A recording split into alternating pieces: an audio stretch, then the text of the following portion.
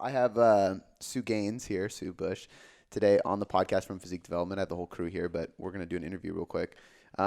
Let's start with just kind of, we're going to dive into your story a little bit, but fill the listeners in on who you are, how you got into this, how you became Sue Gaines, and that whole spiel. Yeah, for sure. Well, like you said, my name's Sue Gaines on Instagram.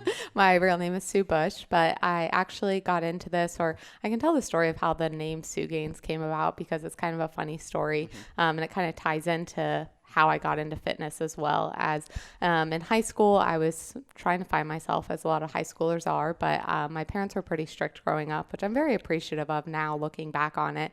But when I got to college, it was like, freedom, let's do it. Yeah. And so with that, I had grown up in a very Christian household, very strict household, and then had all this freedom. And so it was like, let's do something with this freedom. And at that time, I was still really struggling with who I was and who I wanted to be. And in high school, like I was talking about with you yesterday, that my major in college is broadcast journalism. And I did broadcast all through high school. And then with doing it in high school, I always reported the sports. So my Instagram name was Sporty Sue because that's literally what they put as my name on like the lower thirds of what my name was when we were doing the announcements. I was always Sporty Sue with the sports.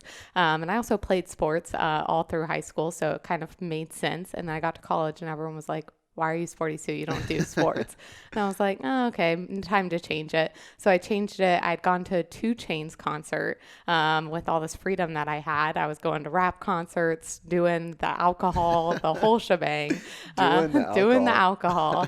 And we were at a 2 Chainz concert and it was like 2 Chainz, Sue Chainz. So then all through college or the first few years, everyone knew me as Sue Chainz. And that's what my Instagram was. And I actually still have like a personal Instagram that was like my Instagram from when Instagram started. That is Sue Chainz, and that's what I was all through college. And then when I started a fitness Instagram, I actually started it because I was getting made fun of for posting stuff on my normal Instagram. So I was like, well, I don't really care about these people, but I also know that I kind of do care about these people. And so I started a second Instagram and named it Sue Gaines as a play off of Sue Chainz. But it's gone really well. And a lot of people find the name funny. Some people think Gaines is my maiden name, spelled like a name Gaines would be without the Z. Right. And it's funny because my maiden name's Strange. So when I say like, no, my maiden name's Strange, people are like, oh, what is it?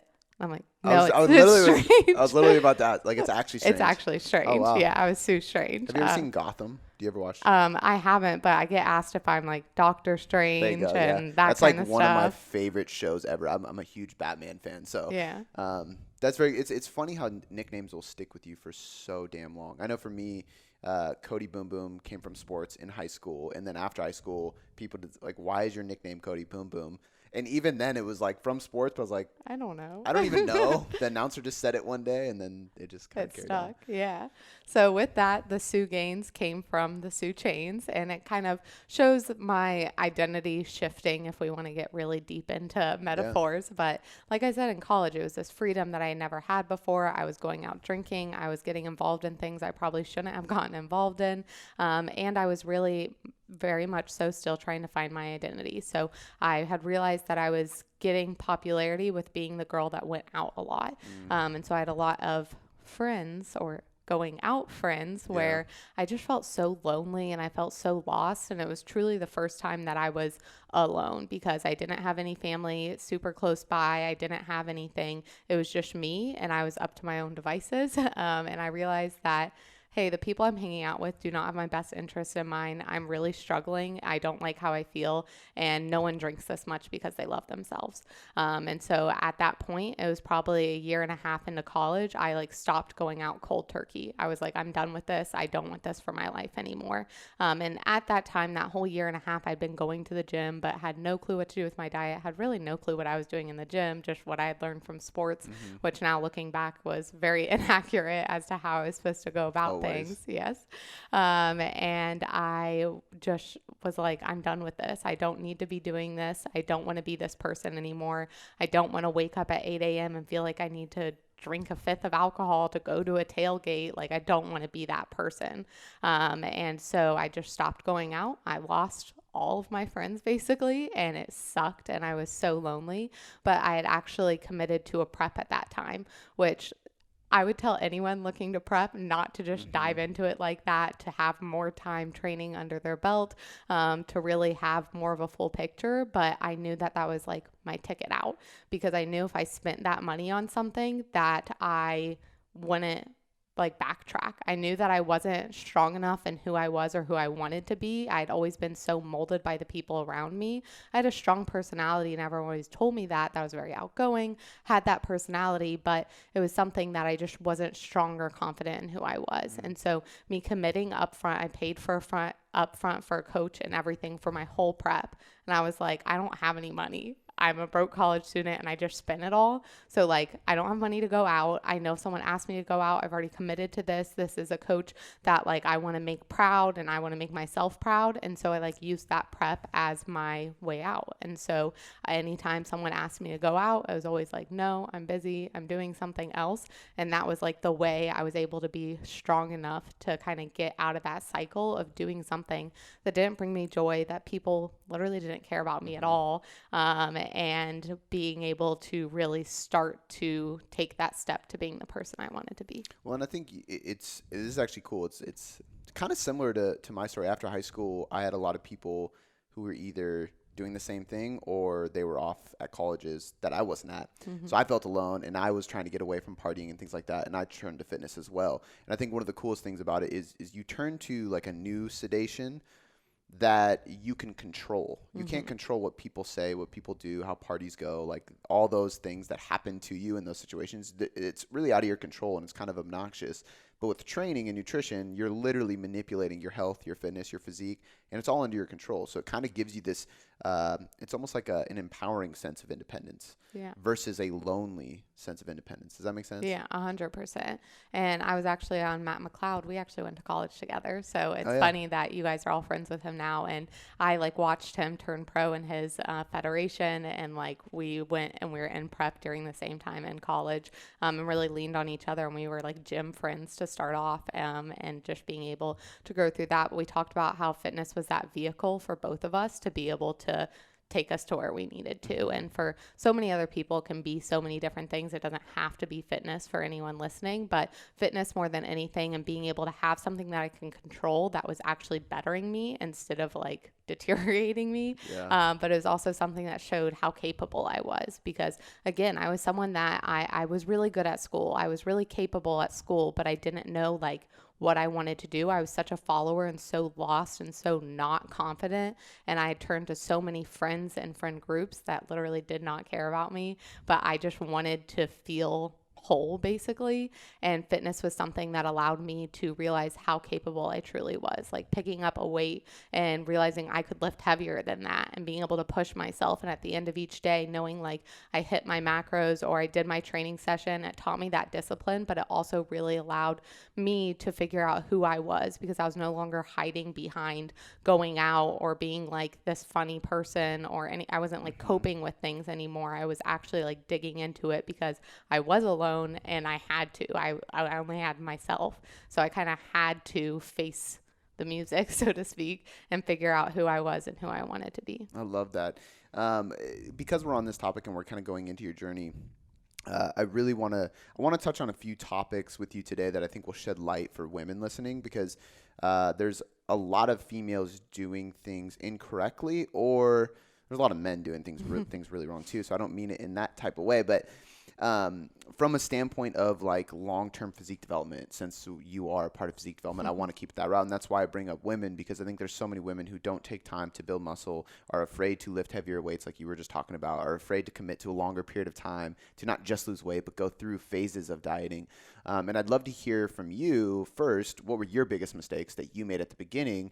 And then as a tag along to that, whether it is the same or if it's different, what are the biggest mistakes you see women make that come to you for help? Yeah, I would say for myself, it was definitely just two things really. It's not eating enough food, which is very common, but then also not reaching out and asking questions, because I was a female in the space, and I went to University of Kentucky, and at the gym, the JC, if anyone's listening goes there, you know, it's a very masculine place down where the weights are. And then like the cardio's upstairs and all the girls go to do the cardio.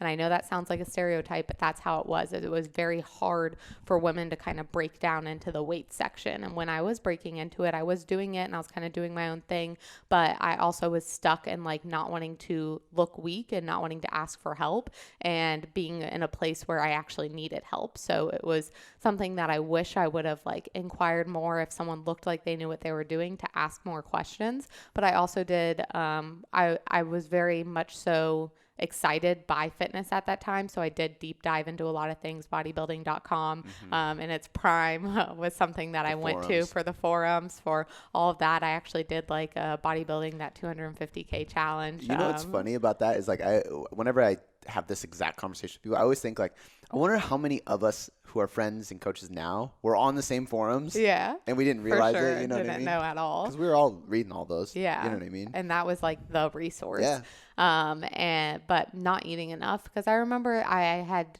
not learned necessarily about macros yet, but I had learned about calories, and I had a friend at that time that we really held each other accountable in college and with going to the gym. And I remember being like, oh, I'm so proud of myself. I kept it under like 1,500 calories today, or I kept it under 1,200 calories today, just because I didn't know any better. I mean, all growing up, all I saw in magazines was like how to lose weight fast, or you have to cut out carbs, or you have to do X, Y, and Z. And I never questioned those things. They're just so popular. And there is some truth to that. Like, yeah, if you're going to cut carbs, you're going to lose weight because you're cutting your caloric intake. But I didn't think all the way through that. I just thought carbs are bad for you, or this is bad for you, or whatever it may be. I was just looking at lower calorie options all the time. Right. So once I started to learn about macros and learn more about food in general was really cool, because again, I had this major misconception about what food was, what good food was, what bad food was, what I was allowed to eat.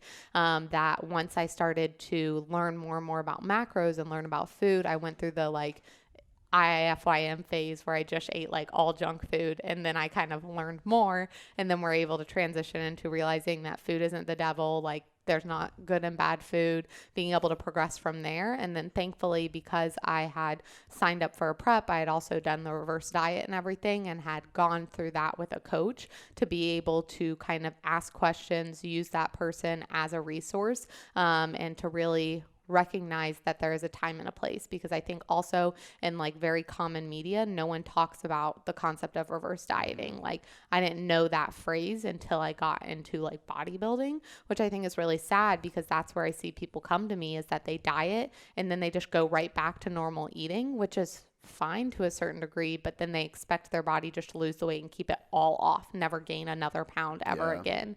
And I think just like the misinformation as well as the lack of information, like real actual educational stuff, is where a lot of people come to me stunted. So for females, a lot of people come to me completely under eating and completely believing myths about food.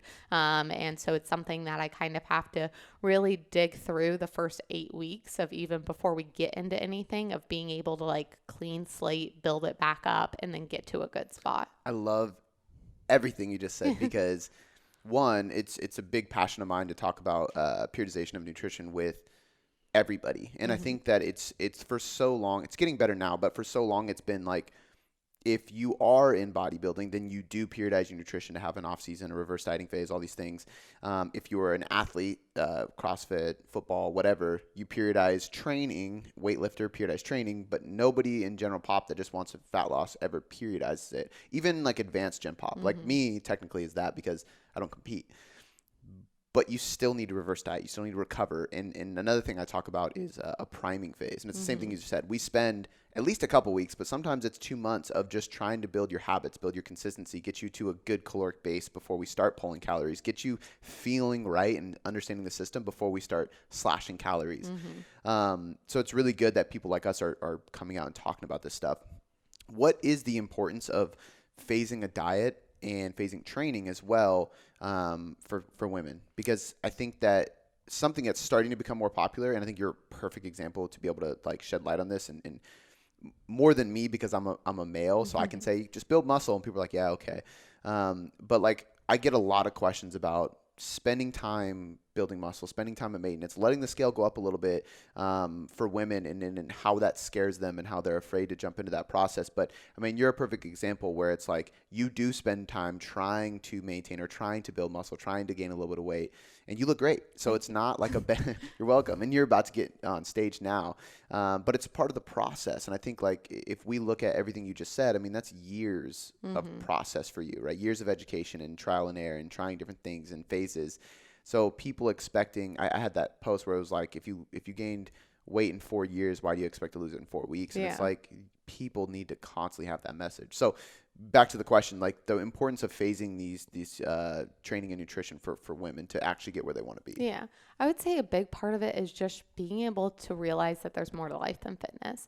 You made a great post about maintenance is the least sexy phase, and it's my absolute favorite phase to be in. It's very easy within dieting because you're seeing results. Yeah, you're hungry. Yeah, you might be tired, whatever. But like in 12 weeks, you can see incredible dieting results. You can see that weight. You can see as the days get more and more that like each morning you wake up leaner and you see that, and that's very addictive. And it's very cool to see that progress. When you're not seeing progress day to day or week to week, that's when it gets hard. And I think for women specifically, I'm sure other men struggle with this as well, but so much of our lives, the scale is driven into us. And I even had like, there was some gross, I say gross just because it hurts my head that I believed it for so long. There's a infographic that was either on like Pinterest or some website talking about like your height and what your perfect weight would be at your height. Oh, God. And I remember like for someone 5'6", it was 120 pounds. And people ask me often like, hey, since you compete, how do you live your life post competing? Like a lot of people will praise me just saying you do a great job of going back to a normal body, not trying to stay lean for forever. You do a great job of being able to put on weight and not care. And it's like, I realized it literally the weight that I wanted to be my whole entire life is not maintainable. And it's not something I'm willing to give up the rest of my life for to be that weight. So competing actually helped me in the sense of realizing that to get to that weight that I was told would make me like valuable as a female. Yeah. That weight takes so much out of me. It makes me not a great wife. It makes me not a good sister. It makes me not a great friend because I'm so tired. I'm so worn down. It makes me not a good coach. I don't want to live my life at that weight. Well, even if you factor in the muscle you've built over the years too, it kind of changes that, right? Yeah, Because now you have to work 100%. even harder to get to that weight. And 5 pounds heavier might actually be the image, but because that infographic, for example, but like these images people see print that number on your brain, it's very hard to accept that. Yeah. Right. And I think that's like super important because what is like, so many people are like, oh, I just want to get shredded. I want to get slim point. And sometimes I'm like, but why? Like I can think of when I'm happiest and I'm not super shredded. Yeah. I'm lean and I'm confident, and as long as I'm like, and this sounds crazy, but as long as I'm confident naked in front of my wife, that's all that matters. Yeah. And if she's happy, I'm happy. But that's not ever me shredded. She actually prefers me not being shredded. I mean, Alex the same, where someone was saying something about like, oh, I'm sure he likes you when you have more weight. I was like, he actually likes me more when I have more weight on me.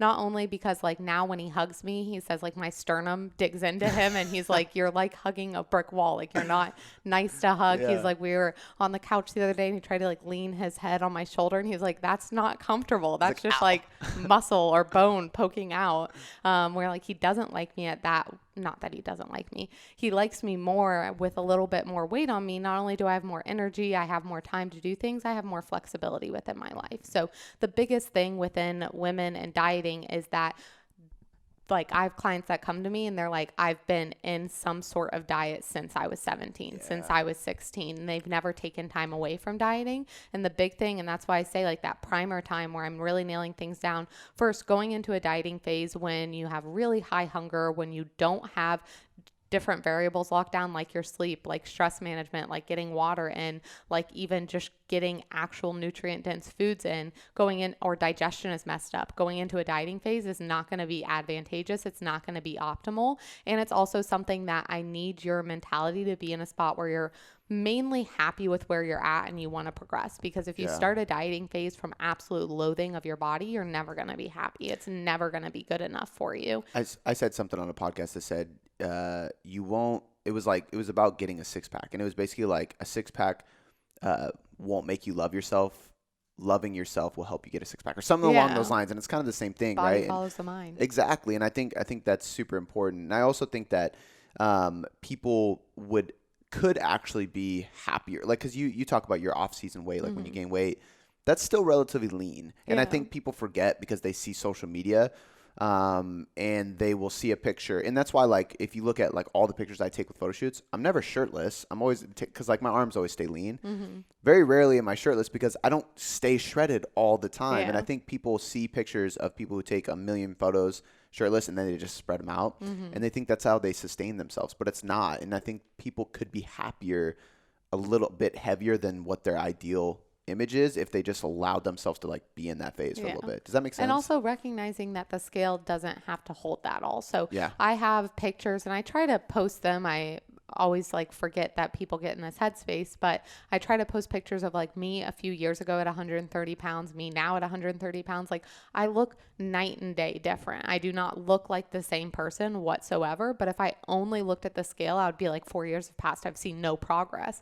When it's like, so many other things have been gained. And I had a client who she came to me eating like 1,200 calories and I raised her to 1,700 calories without any weight gain, which was incredible. And she was like, I feel like I'm not progressing. And I was like, you're eating 500 more calories a day at the same weight. You have more energy. You have your water intake down. You've learned how to navigate through food while you're eating out. You've learned how to travel with food. You've learned all these things, but the only metric most women look at is the scale. And it's like, oh my God. It's so, and at the very, very, very least, that person is healthier physiologically and psychologically because of those calories. And that's assuming that she didn't recomp whatsoever. But most likely when you're adding that many calories, if she's training well, she's probably trading some fat for muscle, especially if it's somebody that has come from a history of never really giving themselves food and stuff like that.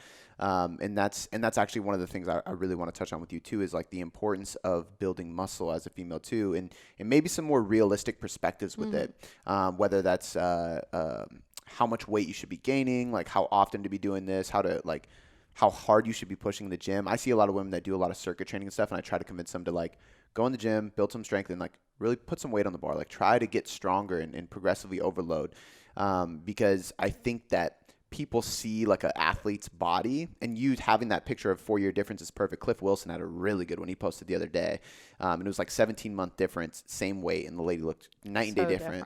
But it's like muscle's not that big, so if you over a long period of time, and we all see those pictures where it's like, here's a pound of fat, here's a pound of muscle, but it's so true for the gen pop that doesn't understand. It's like if you trade fat for muscle over a long period of time, you will be the same weight, but you will look exactly how you want to look. So I have women that come to me that are like, they really want to lose weight, and I'm like, I think you want to lose fat based on what your image is, but they're so attached to getting to this number on the scale.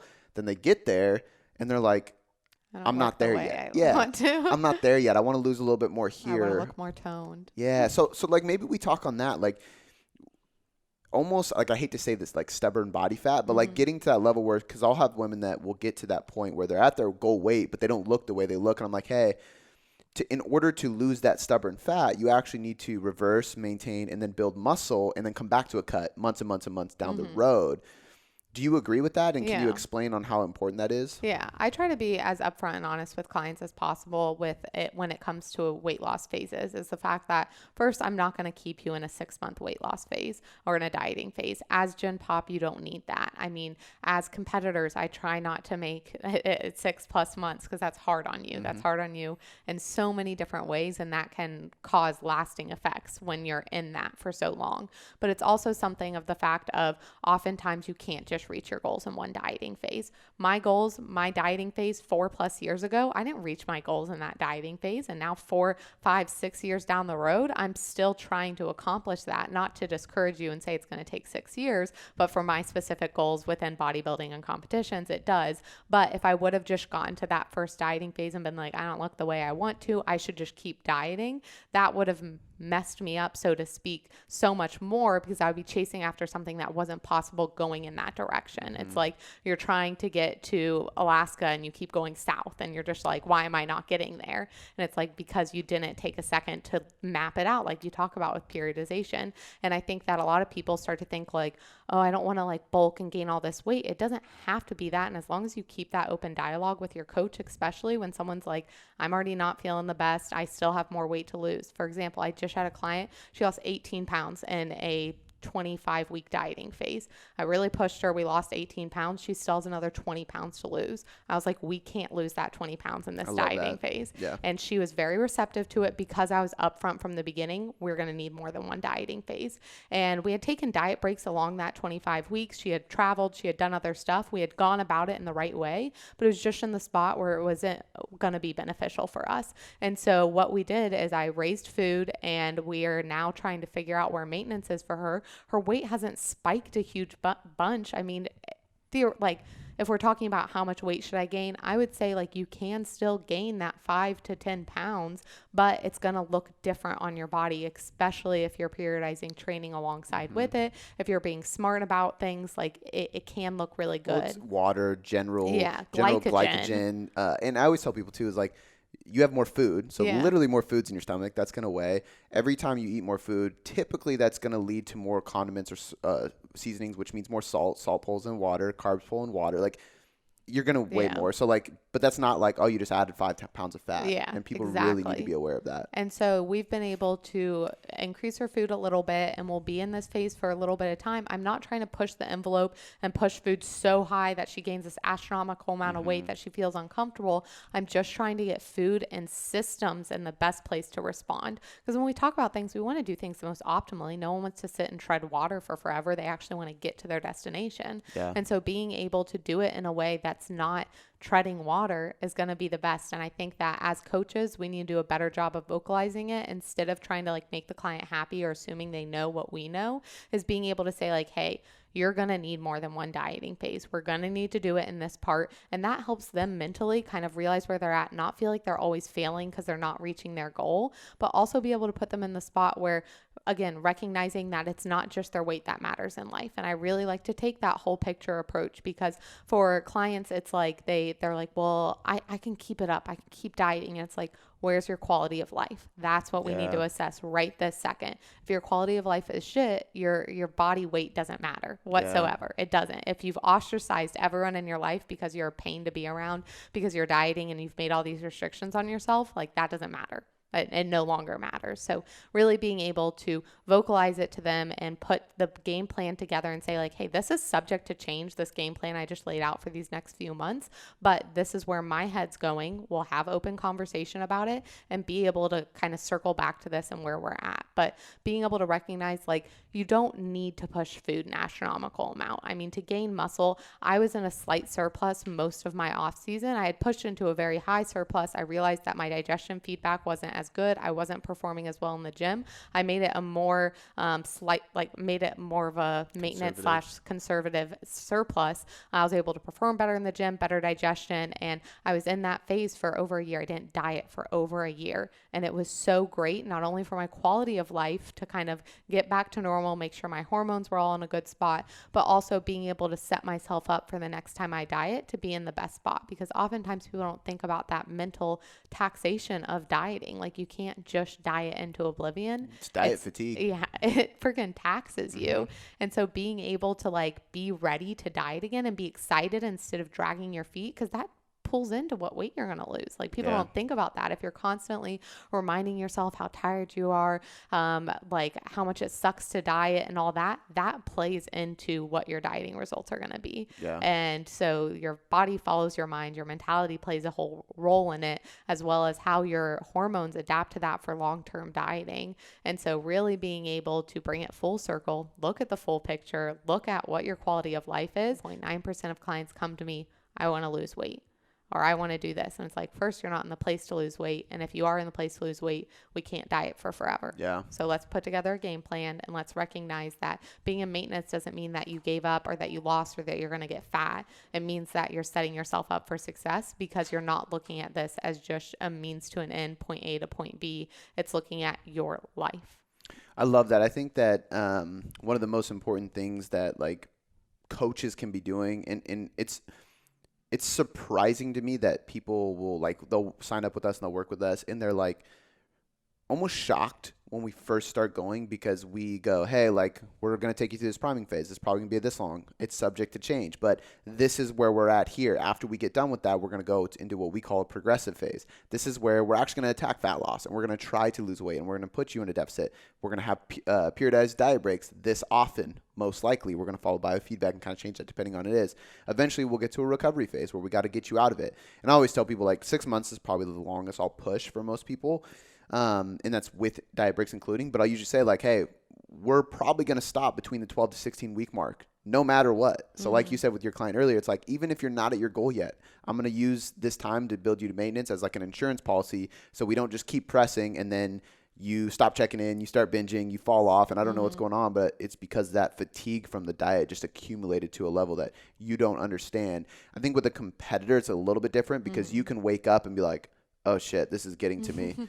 Let me tell my coach. Yeah. Normal people are like, why do I feel moody? Why am I stressed? Why do I not have motivation? I just want to eat everything. Fuck this. And they just go off the rails. People like us can kind of go, oh shit, like I'm going to need a diet break soon. I'm going to tell my coach, like, we got to do something soon. I can hold off for a few more days, you know, but I think that's so important. Now with actually trying to gain weight, what do you like to see with women? I always have a trouble like talking about like a rate of gain with women. It's easier with men, especially because most men don't have a problem gaining weight. Yeah. But with women, like what is your recommended weight gain during like a weekly or a monthly process? Because we talked about like even going slow in that time. And I think that can be hard for people too, because if we're going really slow, you need to commit to more time, because if you look at your average weight per week, it might be like barely going up, you know? And so you have to be like, hey, like, just remember, like, you did this for a year. So, like, take an outside perspective or, like, a bird's eye view and go, in a year, where am I going to be at? And that's, like, what people want to focus. But what do you try to do with gaining and when you recommend that? I would say I do have to really look at the individual. So I have some clients that are like, oh, I'm very understanding of this process. I understand I need to gain weight. I'm good with it. I have some that it's like pulling teeth and nail to get them to eat more food. And I kind of have to weigh how much of their mentality is playing into that to keep them engaged and keep them bought into the process. So I had a client who she had been just long-term dieting for a long time. I reversed her and then we went into another dieting phase. But as I was reversing, I went much slower with her than I would have. Like if I'm just looking at like data in and out, this is what I do. But it was like her as a person, she needed a little bit more time to be able to adjust to it. But if I'm talking about like just generalized things, I like to see at the beginning, you might see some weight, like 3 pounds right away. But as we talked about, that can be glycogen, that can be water, that can be a few different things. But then from there, looking at half a pound a week, just because that is going to be better for females, and making sure that they're not getting caught up in just like, let me get my macros higher. It's like, is this food actually doing something for you? So being able to increase food, give it a week or two, maybe 3 weeks, be able to see how they respond instead of just taking, oh, your weight stayed the same or it went down, let me increase food, all this. Because I do find, especially for myself, that I got into a fact of, oh, my food's going up, I need my food to get higher. And then I got so caught up with how high my macros were going that I wasn't in tune with my body, and took that second to be like, oh, I actually don't need more food. I feel good at where I'm at. We're in a good spot. So that's the 2 pounds a month it's somewhat aggressive, I think, for women to like conceptualize. I don't think there's anything wrong with that, but as you can imagine, a lot of women are like, fuck, 2 pounds a month, I don't want to gain that much. Do you ever think there's a reason? Because sometimes I'll even pull it down from that, just because I recognize, like at first we see that spike because, like you said, water, glycogen, maybe you're finally eating more food and everything. But at a certain point, I think it's time, because there's only so much muscle mass, like physiologically speaking, that your body can put on naturally. So, and I like that you talked about like a conservative surplus earlier, because I think a lot of people are like, well, I stopped gaining, I'm just going to add more food. And it's like, well, how does your training look? How does your nutrient timing? How's your stress? Can you just give more time? Because more food isn't necessarily just going to be like build more muscle, you know, unless you're injecting steroids. Like you need time and you need training stimulus. So is there ever a reason to do a little bit less and even go slower? Yeah, I would say, again, it kind of feeds into where the individual is at mentally, because more than anything, I want to pay attention to that and then their biofeedback. So I want to pay attention to their digestion. I want to pay attention to their sleep, how they're mentally feeling, and then how their training's going, and looking at that as a whole, because there are times where it's like we could push the envelope a little bit, but there's also times where it's like, okay, how much of that is going to be muscle versus fat? and being able to have that conversation like, hey, while we're increasing food, you might still be a little bit hungry, and that's okay. And I think vocalizing and having the conversation like hunger's okay. It's not the end of the world. You don't always need to eat till full satisfaction during this time frame is a good time to have that conversation, because in dieting, people think, oh, either I have to be starving, or if I'm hungry, then I'm doing something wrong. It's kind of like one or the other. And it's like hunger's okay in a dieting phase. It's actually good. It shows that your hormones are in the spot that they need to be, because if I'm cutting your food and you're having no hunger, that's a red flag in and of itself. And so being able to see hunger there is good. Being able to see hunger in the opposite way as reverse dieting is good as well. It's good to see that. And it's also something that it's good to be in tune with, of how hungry am I actually, or is it this concept of I'm getting more food, I need to eat more. And I think that I'm a really good example. I don't want to just like toot my own horn, but kind of, where I am a natural athlete. I've been at this for years. And it's something that I'm not genetically inclined. I'm not a genetic freak. I'm not someone who has good genetics. I've been told by different coaches and different people in my life, like, you don't have good genetics. Not even like you are not genetically elite. You don't even like have average genetics. You have below average genetics, but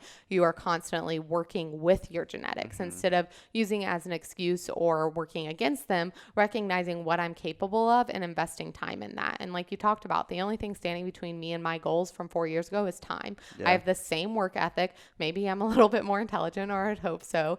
I've learned some more along the way, but at the end of the day, my effort was the same. I just needed time for my body to respond. But like you said, there's only so much muscle you can put on naturally. And I think that people see the scale go up, they see their body changing and it looks good. And they're like, I put on 5 pounds of just muscle in 12 weeks. And it's like, probably not, but your body does look good. You probably have a little bit more muscle. And females listening, the more muscle you have, the more calories you will burn, because muscle does burn calories. And that's also something that I talk about when it comes to training different body parts. A lot of women don't train their chest, and it's like, your chest is a huge muscle. You want to train that to build up that muscle, to have those, you're burning more calories, and you're also just making sure you have a balanced physique as a whole, which is always a good point to make. But it's just the fact that it's always rush, and realizing that your body does need time to adjust. And even talking about those who come to me chronically dieting for 5 years, I'm not going to fix it in 12 weeks. And I try to be as upfront as possible with the fact, like, you need to commit to 6 months to a year. That's not to trap you. That's not because I can't get clients and I need you to stay around that long to pay my bills. It's morally, I need you to do this because I would feel awful leaving you in 12 weeks and just saying go about things. Where it's like the minimum time to work with me is 6 months, because I don't feel comfortable with anything else for 99% of my clients. Like, there's a few outliers where it's like, oh, in 3 months they could be good to go. But really making sure that I'm setting them up and not just getting them, I can get anyone weight loss, but is it going to be sustainable? Did I teach you something? Are you going to have to hire another coach in a few months because I didn't actually teach you what I set out to teach you, or show you the process of what's going on? Like, weight loss, fat loss, yeah, we can all do it. Calories in, calories out, simplified, whatever. But are you building something that you can actually stick with? And that's more what I care about than being able to post like a cool transformation on my page. 100%. I love that. I think that's so important. I think everything you said goes really well aligned with what I try to preach on the podcast. So it's nice to have a female voice speaking it and speaking it loud. The time thing is just so crucial. And I think like people got to be aware too, the more advanced you get, the slower that muscle gain is. So the more time you need. Because there's a lot of women, we were talking about this yesterday. I've had women that have gained quick and stayed lean, but it's because they never touched bodybuilding or ate at or above maintenance in their life. So it was such a dramatic change that we see fast results. It's the same reason why, like, I remember when I was 18 when I started losing weight, 18, 19, I lost like 45, 50 pounds. And then I like hired a coach and he was like, dude, you need to put on muscle. Cause I just got skinny fat. It was the same thing. I was chasing a number. And I gained like 10 pounds in probably like 16 to 20 weeks. And I got leaner, but I was 19 years old, brand new to lifting. I had just done like cardio and dieting up until that point. That's never going to happen for me ever again. So right now I'm chasing, like, if I get a pound a month, I'm like pretty damn happy. And like, I can push that to like 2 or 3, but I know there's going to be some fat with that and that's okay.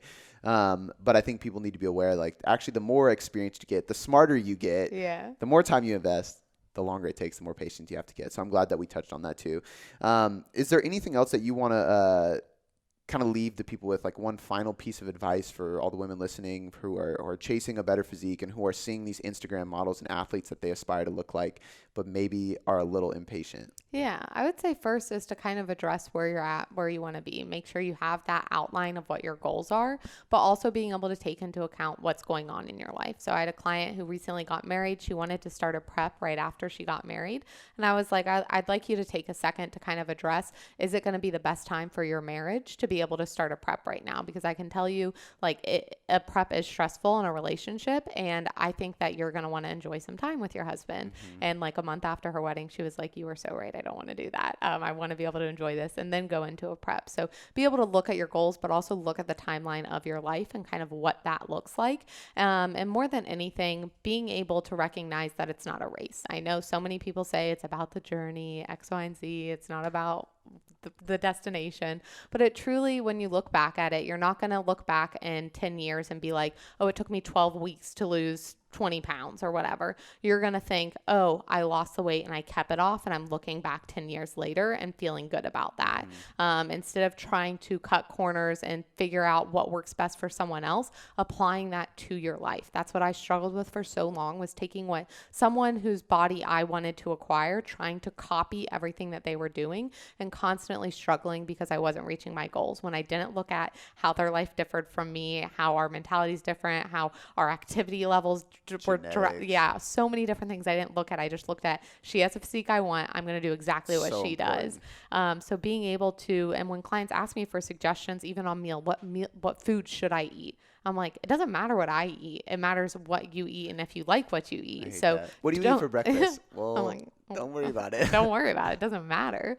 But being able to take that and apply it to yourself. Don't take it and try to copy. Take it and apply it to yourself. And it's okay to do trial and error. I didn't figure it all out in one go whatsoever. And I still am finding ways that I can be better at things, and ways that, and processes, and putting systems in place that are not only going to help me with my physique, but also help me with food, but also help me with my business. I'm still learning that along the way, and being able to recognize like what works for you right now isn't always going to work for you. And that's okay. It doesn't mean you're doing something wrong. It just means that you sometimes need to change the game plan. You sometimes need to do trial and error. And it's okay if what you're doing isn't the same thing someone else is doing and they're seeing results. Like, it's okay. You can kind of stay in your own lane. So I would say those are the things that I struggled with so much, was recognizing that I was a different human than someone else. And it's okay that my story looks different than theirs. And again, it's a cliche, and people say, don't compare your chapter 1 to a different book, whatever it may be. But truly, the second I realized, like, it really doesn't matter what the crap anyone else is doing. What am I doing, and is it serving me? And am I making the progress in the direction that I want to? I love it. I think from my perspective, what I take away from what you just said and the whole podcast in general for the people listening, patience, education, and stop comparing. Yes. And I think we all suffer with comparing, but I think those are 3 really, really big takeaways that will apply to anybody to really achieve the best physique possible. Where can everybody find you, your content and all that stuff? Yeah, I'm mostly on Instagram at Suegainz, SUEGAINZ. And then our website, physiquedevelopment.com. And our YouTube channel is Physique Development as well. We are actually here in Seattle filming a lot of content. So we've gotten a lot of videos in the past few weeks, written a lot of articles. So go check it out on physiquedevelopment.com. And you can also email me, I guess, if you would like to, Sue at physiquedevelopment.com. Perfect. We'll link all those in the show notes. Perfect.